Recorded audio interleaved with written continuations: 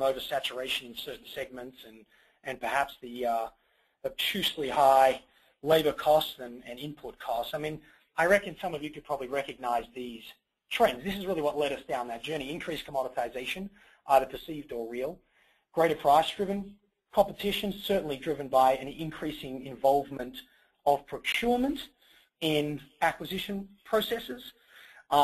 In fact, we have a client right now dealing with flat-out arbitrary price reductions as a healthcare company whose margins have gone from 23 points to 3 in 24 months just on the back of legislation demanding they pay less. Obviously, that's a North American example.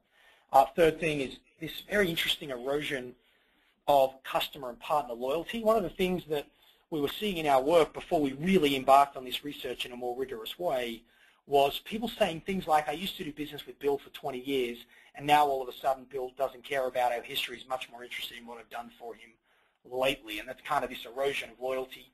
Obviously, the exploding complexity of business problems we're trying to solve, people reporting consistently to us that they've got longer buying cycles, and yet, despite having longer buying cycles, when they're finally engaged, they're asked to deliver those solutions to very complex problems in a much faster reality. And I'm hallucinating as I go through that list that in the same way the construction folk probably recognize the DPR reality, that most of you are probably seeing similar sorts of trends in your own categories, in your own organizations right now. In fact, I noticed the forum asked you to put in what's your biggest challenge to winning market share in this current environment, and you said things like some of the food and beverage companies and CPG companies on the call talked about the emergence of home brand being specifically price competitive, the emergence of technology and the transparency that technology is driving into decision-making processes, and the fact that you just have more competitors as well.